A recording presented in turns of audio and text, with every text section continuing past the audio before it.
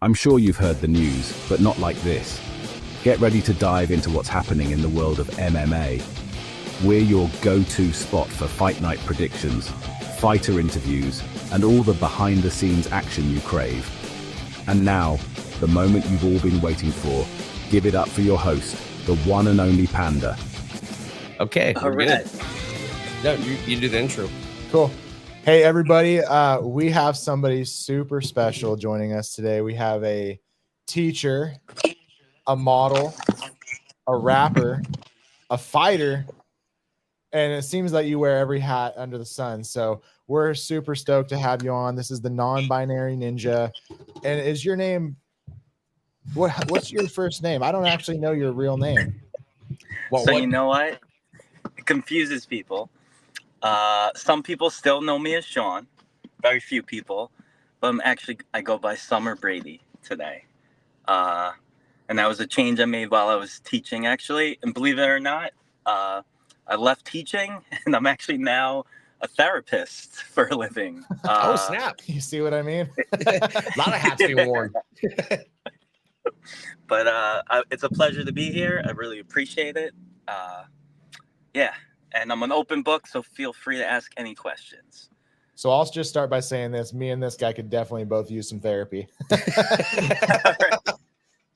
I'd say most people could use some therapy. It should be mandated if you ask me. But yeah. To tell you the truth, part of why I did it, it helped save me from very dark periods. That and actually getting back into training. I'd say those are my two forms of therapy that keep me going in my darkest moments. So yeah, I'm happy to give back. So let's get started with that. So I'm super curious to know what brought you into the world of combat. All right, so I'm a bit older. I'm a little embarrassed to tell y'all my actual age, but I'll say I'm much closer to 40 than I am 30. And so I actually grew up on Long Island, which I think a lot of people know. It's sort of like, it's one of the big locations for MMA, right? So we've got like Matt Serra, we had Ray Longo's school, Weidman, Aljo, all those characters, right? I actually grew up with Steamroller Frivola's sister, believe it or not. We went to high school together.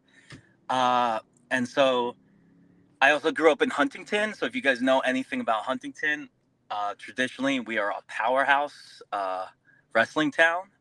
I actually went to the smaller school, but there's this guy, the Gianni family, where the grandfather was an Olympic champion, gold medalist. Father was like national champ, maybe an Olympian too.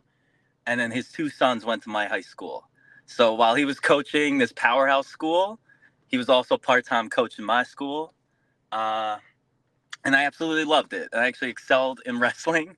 Kind of screwed up some big moments when I was younger. But growing up out there, it was all about it. Back in the UFC Spike days, when it was on Spike, I fell in love with it. But I knew I was different inside, right? And so part of my story was I was training out of a few gyms when I was younger, around like my early 20s, college days. And believe it or not, I popped into Matt Serra's gym and did a little training there.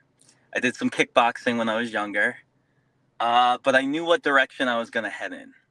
And I just felt like the world would never accept someone like me at a gym fighting. And truthfully, I think you guys have caught on to this. I truthfully, when it comes to combat sports, I know I have an unfair advantage compared to like a female, natural born female. And so even back then, the idea of me fighting a female I would have never done. But there was also part of me knowing I was going to take estrogen and stuff. It would put me at a disadvantage. So even if people would accept me, I was like, yeah, I'm going to be getting my ass kicked, right? But you know what? As time went on, I kind of left that world behind. And I felt like there was a hole in my heart. And I eventually started my transition process. I tried actually earlier around the time where I was training. I'd say I jumped the gun a bit. Society ate me up and spit me out. Gave up on that, bulked back up, climbed the ladder at work as a teacher, was the dean of a high school, but I was secretly miserable. And imagine when I went through these changes, people would say things to me like, I was a big football fan. They'd be like, how can you watch football? You know, like women don't watch football, right? And to me, I've always kind of considered myself sort of like the Thai ladyboys in Thailand. More of I wanted to be something in between, like a third gender. I know that's controversial, but to me, it's almost insulting to be like, to throw me in either box for all groups, right? Yes, I don't deny my DNA. I was born a type of way, but I've gone through enough changes where I am not the same being inside and out that I used to be. And I also know I grew up with two athletic sisters. One of my sisters was like nationally ranked in the country in her sport. She's a beast. She was older than me, so guess what? I had protection in high school because of her, believe it or not, right? People were scared of her. But guess what? I know this. If we were to get into a real brawl, I could take her out easily. And there's no pride in that. So the truth is, what my dream is to go around the world and almost like collect infinity stones like Thanos, just taking out like one trans fighter at a time. Part of the problem is a lot of them show up to the table and then they pull out, they chicken out, which really screws me over. The other problem is a lot of these men I hear from these organizations. So I have a lot of them talk to me about my MMA debut. My favorite sport, what I'm most trained in, is Muay Thai. But unfortunately, I get all these silly boxing matches, usually last minute, when these other fighters pull out, right?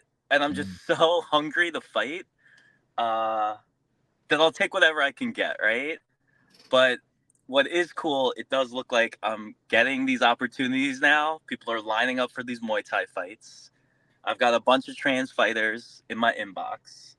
And I don't know if you guys have ever heard of Nang Rose, but she's a famous Thai ladyboy from Thailand.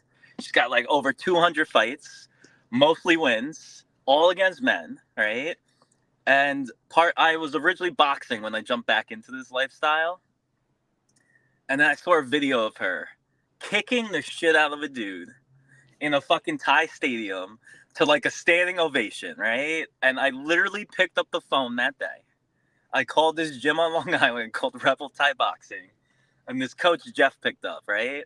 So I've got this deep voice. He answers the phone. I'm like, listen, I hope you have an open mind, right? But I'm trans and I want to fight the men, right? And before I could even finish, this guy, Jeff, is like, oh my God, do you know about Nang Rose? You got to check out Nang Rose. And before I know it, me and this dude became like friends over the phone. And I show up the next day and the rest is history. So I absolutely fell in love with it. That's my favorite sport. Naturally, I'm a grappler. I'm the type where out on Long Island, I have gone into some of these well-known gyms where people don't know me. They misjudge me. And then I'm fucking taking down the black belts and the master instructors. Usually where they'll get me back and they get pissed off. But guess what? I know I've earned a lot of respect. And a lot of people tell me that that's what I really should be focused on, that and MMA. But to tell you the truth, I love the Muay Thai so much, and it gives us the clinch, which basically allows me to like fucking grapple and throw someone around if I want. But yeah, I'm kind of blabbering a bit. I have ADHD. I'm going to shut my mouth up to let you guys ask a question or two. No, we want to hear you talk, but the thing is, we also have ADHD, so it's it's just one of those things. Yeah, you get any one of us on a rant, and it's like, okay, well, when's it our turn? But I love that, and I think the fact that you have a wrestling background that does absolutely complement Muay Thai too, because you can get those Thai clenches, you can get the over under hooks, and start working, throwing the knees in the clench and that sort of thing too. So. Yeah, yes. You actually put that fighter on our radar. I'd never heard of her before, but we tuned in and we saw a little bit of it. It's like, oh shit, are you sure? Like, do you really want to get like that? You're biting off a lot there, but I mean, kudos to you. You're brave. I mean, how do you feel about that? So you know what? I've been getting. This is the thing about a lot of my coaches, right? I've trained out of quite a few gyms, right? Some of them are all about it, which I love, and others are like, "Yo, you're insane. What are you doing?" But the way I kind of look at this is, I told a lot of people for the last like 2 or 3 years, I think some of my success is through like manifestation. I come up with a goal, I come up with a dream, I keep talking about it, I don't stop. And so I've said for like many times over the last 2 or 3 years, my dream is to go to Thailand to either train with Nung Rose or to get my ass kicked by her one day. Right? But literally right after my last robbery of a fight, right? I received a message actually from, I'm not going to say his name, but he's a UFC fighter, former UFC fighter in Thailand. He's part of Nong Rose's circle, and him and Nong Rose's main coach reached out to me, and they were like, "Listen, by any chance, do you have any kicks?" They're like, "We see you do the boxing. We would love to set up an international fight between the two of you." And that's where I filled them in. I was like, "Listen, I wouldn't even be doing this crap if it wasn't for her," right? And I was like, I even told them, I was like, "I know she's like levels above me skill wise, but you guys give me a date in 2025. I'm going to dedicate the rest of this year and all of next year making sure if I go over there, it won't be as easy as she thinks," right? Furthermore, I have the size and weight advantage. So where they've made it a little easier on me, they want me to drop down like 20 pounds. I think Nong Rose would come up a little bit, and it would be like a catch weight fight. And that's where I think I might be able to even things out a bit. One cool spin to this story, one of the gyms I train out of, I brought up this idea to them the other day. And imagine the head coach is like, "Yo, like my buddy just fought her a year ago and beat her," right? And I knew exactly the fighter he was talking about. So I actually have an inside lane to a fighter that fought Nung Rose in Thailand, an American fighter, and actually bested her. So guess what? I'm going to go to that guy to get all the info I need. Uh, and I know if I come up with some good elbow defense, I keep my strength, I might surprise this legend. I will be honest though. I'm not gonna make myself out to be something I'm not yet, right? She is levels above me, and sometimes I feel a bit like a Jake Paul, in the sense that I know I have this social media presence. I know I have a bit of a gift of gab, right? And I think it's actually very comical that they're allowing him to fight Mike Tyson, who's almost 60, right? And here's the That's trip. totally crazy. Yes, right? But guess what? The old Tyson would eat him alive.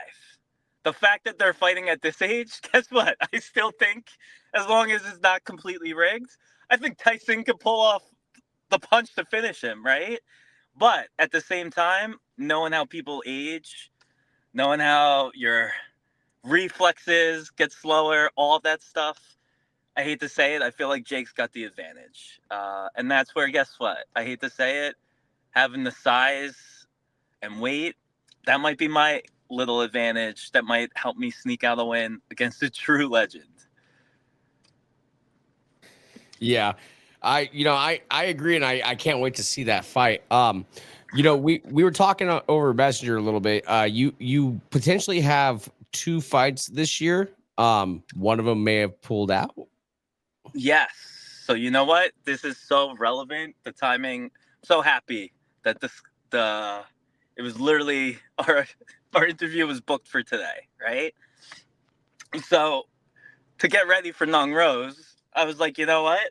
Let me go beat the crap out of a few American trans fighters, right? And in my opinion, I thought my first one, and I know if they see this, she's gonna get so upset.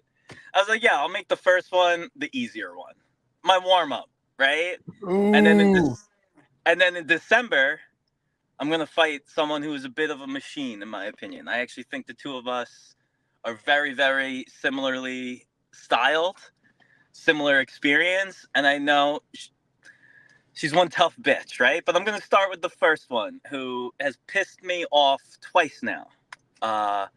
So she goes by Karissa the Chimera, right? Karissa the Chimera, I think, on Instagram, right? So this is a trans fighter I came across. They're from Georgia. They're traveling the country for all these other fights, right? Paying their way there, right? And they recently fought for street beefs. You guys know street beefs? Of course. All right. So, of course she's going to stretch this out, but I'll give her props. She tapped a guy out. But guess what? She fought some dude that weighed 140 pounds. She weighed in 20 pounds over him. And to tell you the truth, he would probably hate me saying this. Just looking at him, the dude looked like he was on drugs or something, right? He needs milk. Yeah. So she goes and finds, in my opinion, an easy opponent. I think she also got lucky, caught a tap, right? But it's also come back to me from people who know her that she goes around claiming I'm scared to fight her, right? So part of this story is I was with a group of people that launched something called the World Trans Fight League, right? And it's a league in which our goal is to create a lane for trans athletes, right? And what we want to do is also make sure it's regulated, sanctioned, that there's hormonal requirements. So part of our requirements were like, hey, you can't just show up and say you've been trans. You got to go show us medical records that your estrogen's been at a certain level, that your testosterone's been at a certain level, and for a certain amount of time, right? And so guess what? That eliminated a lot of athletes because there's tons of people that don't meet that requirement, right?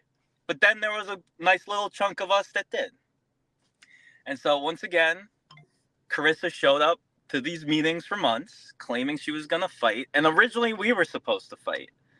And you want to know the truth?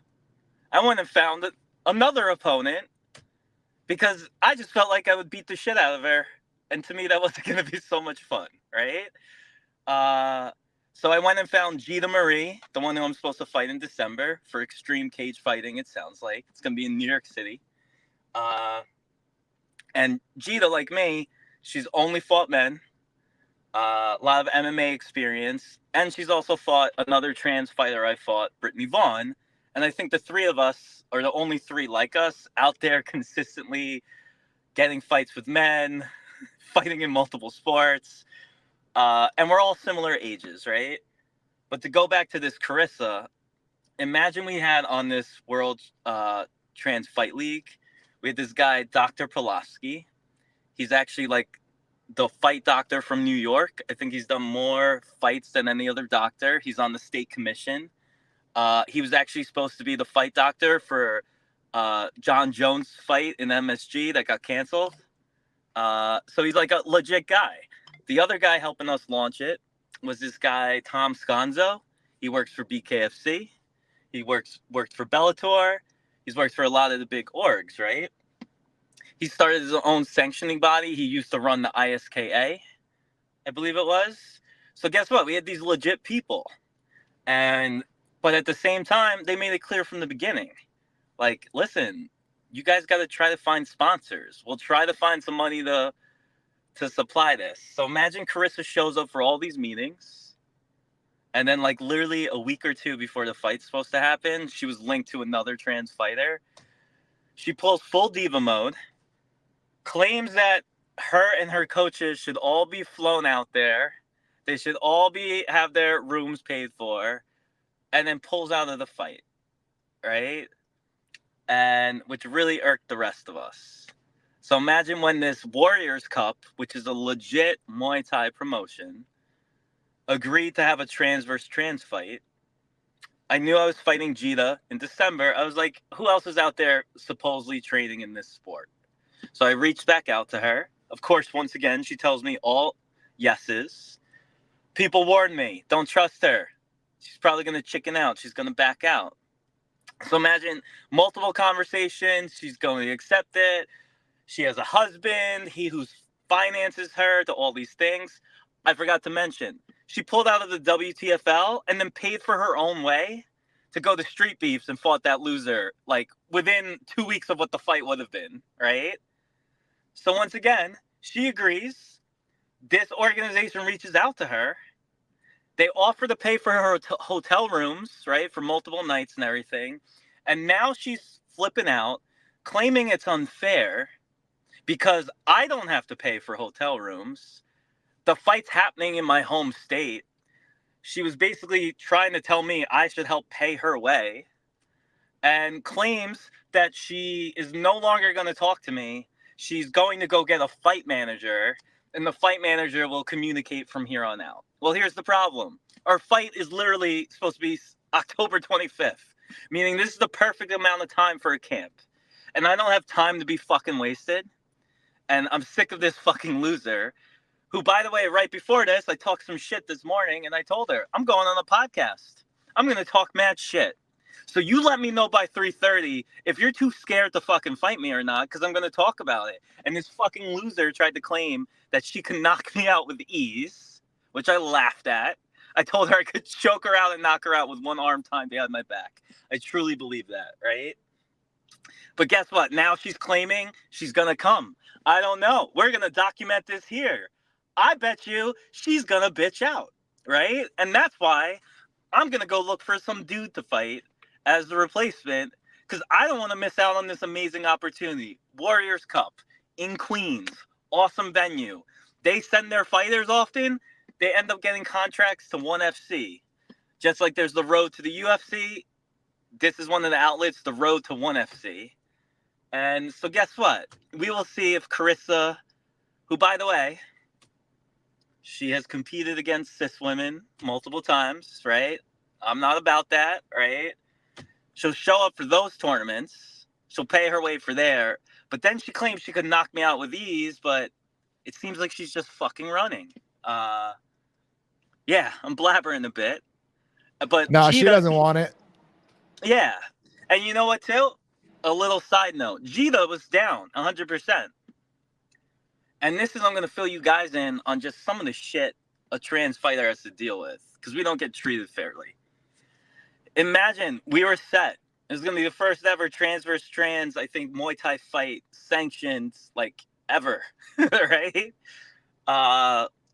My competitor, who was down, showed up, and I know we would have put on a show, right?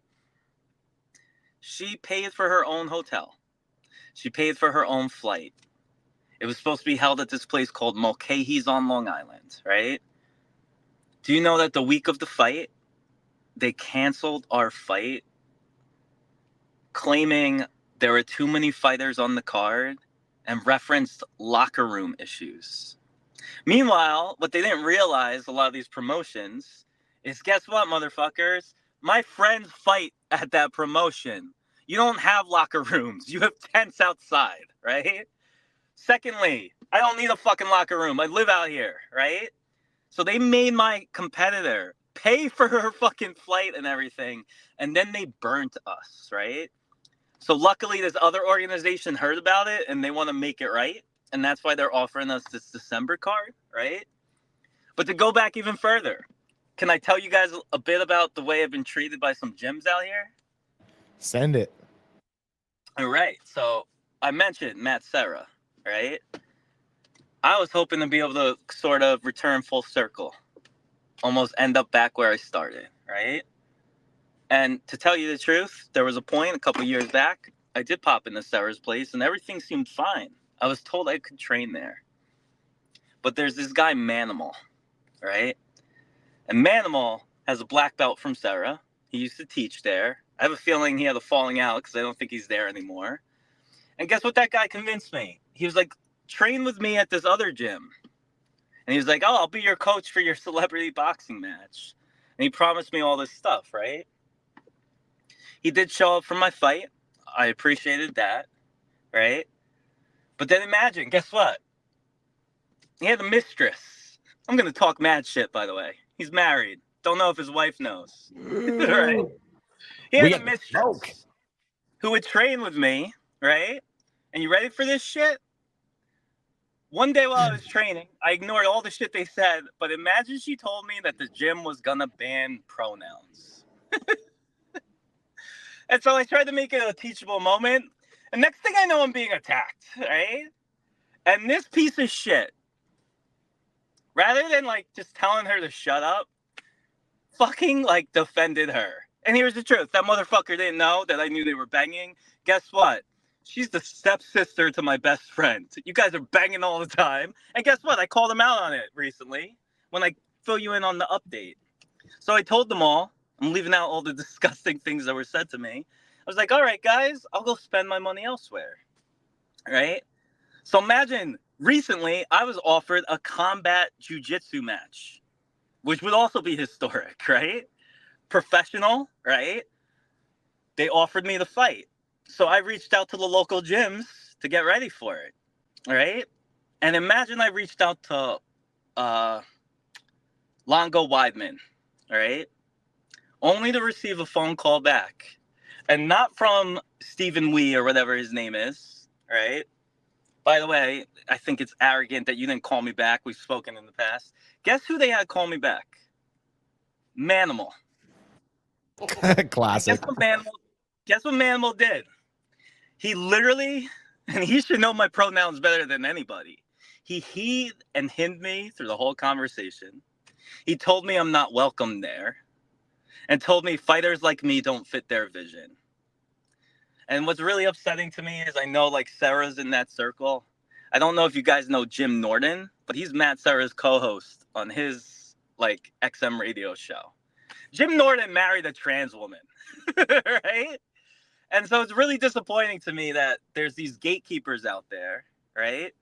And actually, I know Manimal and company are very close to the organization where me and that trans fighter were supposed to fight. And part of me actually has to wonder if he was part of that bullshit. Because guess what? I know he screwed other people over, including a business that hosted like a live podcast with a fighter, UFC fighter, while they were showing a pay-per-view. Manimal knew about that. Do you guys know that business got sued?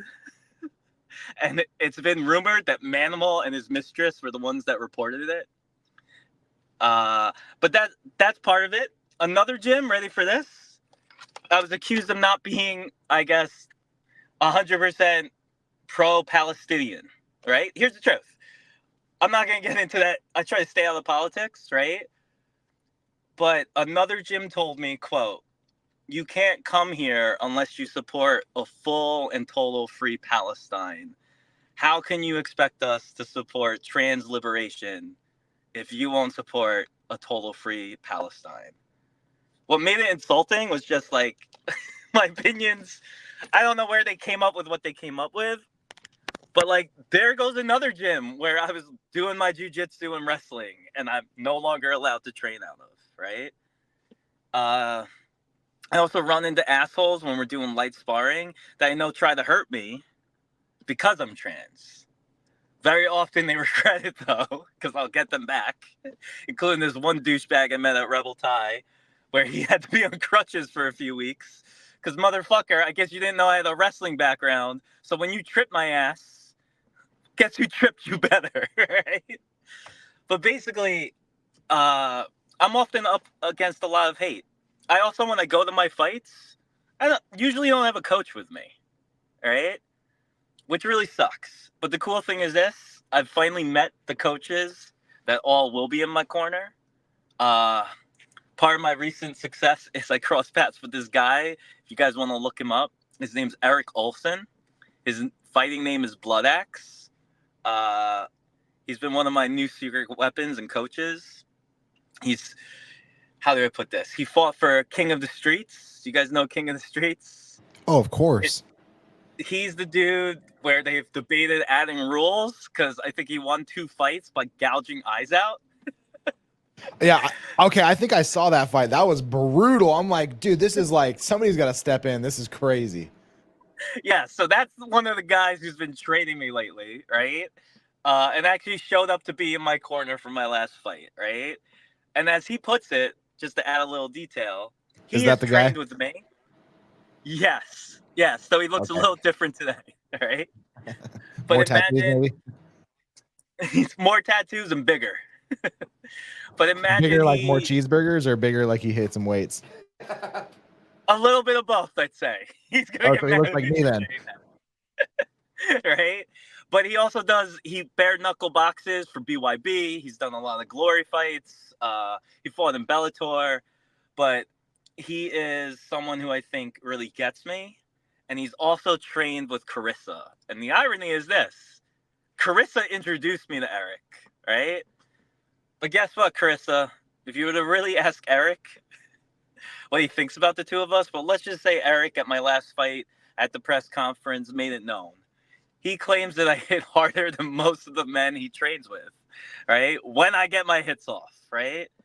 So this is one of the guys who's in my corner. He's trying to teach me more of the Dutch style, right? But he sees how all the hate I get from people. So he came down to me with West Virginia, and he got infuriated seeing like just the way certain people treated me there. The truth is, most people loved me, right? In that fight, I got robbed. I will say, dirty boxed the shit out of him, right? But I thought that would be accepted. I guess they don't count dirty boxing. But I saw people suplex people in their fucking boxing matches for that organization, right? And then after the fight, when me and Eric went out, everywhere we went, everyone stopped me and was like, yo, you got robbed. And here's the truth. Most of those people respected the shit out of me. But we also ran into people that told me I should die. I'm an abomination. I'm going to burn in hell. All that type of shit, right? And that, guess what? That motivates me even more. Because I know, every time I fight, someone's having a mini stroke out of anger. But I also know every time I fight, I turn a hater into a fan. And that's often what actually happens to me. And even as like a therapist, I think you guys will get a kick out of this. I know some of these parents, I work with a lot of kids, by the way. I do a lot of play therapy. Some of these parents walk in and they have no idea I'm trans. And it's like they saw a ghost, and I could tell they're having like a mini meltdown, like, oh my fucking God, what are we doing, right? Bringing our kid to a trans therapist. Some of them are literally wearing like MAGA hats, right? But this is the best part. Most of them end up bringing me their other kids. And I feel like someone like myself, when people meet me, they might try to hate at first, but I feel like I humanize the trans experience. And I've heard from a lot of people, they're like, listen, I just want to thank you. You've changed the way I look at trans people. I used to feel like I have to walk on eggshells around y'all. But like, you made me feel much more comfortable. And so like, part of why I'm fighting and stuff is, I know every fight I have, I'm helping change the world a little bit. Whether or not I'm getting booed or cheered, I think I'm a pioneer. And I'm hoping that I create a pathway for little trans and non-binary babies to go fight against each other in the future, right? For example, like the WNBA. All we've heard about is no one watches the WNBA. The WNBA sucks. Da, da, da, da. And then that Caitlin Clark comes along, and suddenly they're selling out games. College basketball. I think the girls' finals had more viewers than the men's finals, right? This shit takes time. So sometimes what I like to think is maybe like 30 years from now, people will be tuning in to watch the UFC, and they'll have the male fights, they'll have the female fights, but they'll also have the trans division fights, right? And maybe somewhere in the history books will be a little annotation talking about me and the Jetas and the Brittany Vaughns that helped pave the way for the future, you know? It's got to start somewhere.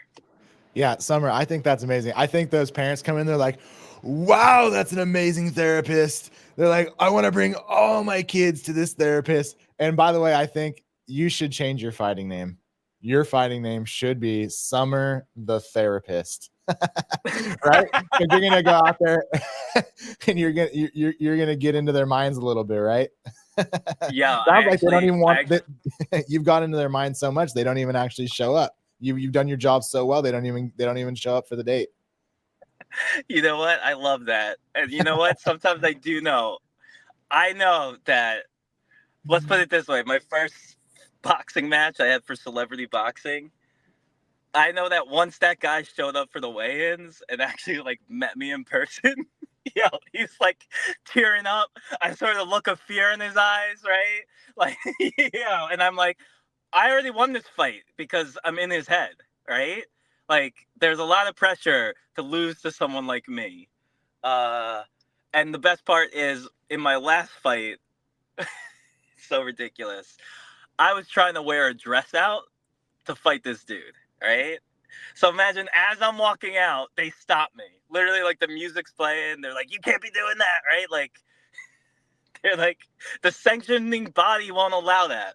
They're like, "What do you got underneath that?" I'm like, "A bra." You're all some titties. Yeah, they're like, "A sports bra?" I'm like, "Nah, just like a Victoria's Secret front closing bra." And they're all looking at me, and I'm like, "Listen, don't forget, I'm fighting in the men's division." I was like, "I think the rules are supposed to be no t-shirts." Right? I'm like, "So technically, I think you guys have to let me fight." And I remember these two look at me, and they're like, "We think you're right." So I ended up walking out basically with like the boobs out, and I could tell that this dude I was fighting, I know it fucked with him a bit, right? That's a distraction. Yes. And the best part is every time he came in, I would just like clench him up. So I'd have him like in my armpits, by the breasts, punching his face, right? TKO And, via motorboat. yeah, right? And you know what? I think part of why people like me too is I can laugh about this shit. You know? Like, no need to take it too serious. Yeah.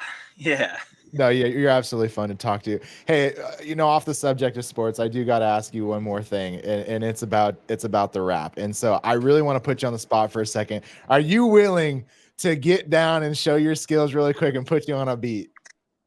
Yeah. Honestly, DJ, spin that shit. Yeah. You want to know the truth? Oh my god, I'm gonna be. I would be so bad. I would be so bad. Here's the truth. Ready? I'm more of a producer than a rapper. I actually had EDM songs being played on some FM stations. I had the silly little screamo rap phase that my New York City students helped go viral locally. But guess what? It was that music you asked me earlier that helped lead to the fighting. And so there's this DJ Drewski. He was on Love and Hip Hop. He ended up marrying another cast member. And he's a popular DJ on Power 105.1 by us, right? He interviewed me. And at the time, I think Jake Paul was kind of just blowing up. And I was going to open for 6ix9ine. And so it was like right before leaving for that, I ended up basically talking about like, hey, if anyone wants to throw a bag my way to fucking fight, let's do it. And literally, it was the week I was down at South by Southwest is when I received my first phone call shortly after this interview. And it was from Damon Feldman, which is the brother of the dude that started BKFC. And he was like, listen, we've been fucking waiting for someone like you. And we want to know if you'll fight. We'll pay you. And that was the beginning of getting me back into that world. If you want me to try the freestyle, I can. But I have not fucking done it. Probably for about, I'd say a good year and a half. I also technically am working on a metal album at the moment. Because a lot of people that heard my screamo shit, which by the way, I ended up not releasing most of it because the fighting got in the way. But I have an EDM album with like 20 tracks I have to drop. Well, I wasn't prepared for the rock stuff. I didn't even know that about you, but I listened to some of the rap. So I was like, man, if I could just get a little freestyle out of you, that would be sick. You know what? I could give you a horrible one. I'll try to make it about Karissa. Let's do it. Let's do a Karissa freestyle right here. Yeah, I think that's perfect. Are you ready? It's going to be so bad. I'm just letting you know, but I'm still going to do it. Let's do it.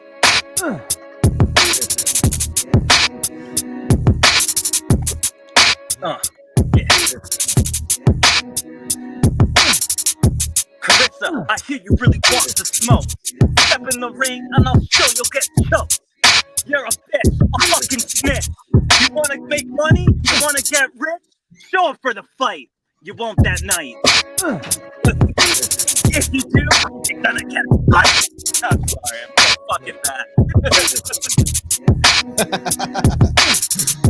A cheap kick, a cheap trick. I'm gonna fucking... No, I give up. Yo, Hey. I'm so bad. But you know what? Here's the truth. If you guys let me sit on that beat, normally the way I used to work it, we'd play a beat for like fucking 20 minutes. I'd write and then I'd hop in the booth. Yeah, no, hey, that was brave. That was sick. I appreciate it. That was fun. And you know what? Give you a laugh. Karissa, that's what I got. That's how I feel, right? Yeah. Hey, she's like Invisalign. She doesn't show up. I fucking love that. I'm gonna steal that line. I pay you the right. Hey, that's all good, man. We just appreciate you hopping on with us. It's been a lot of fun. Well, hey, listen, you know what?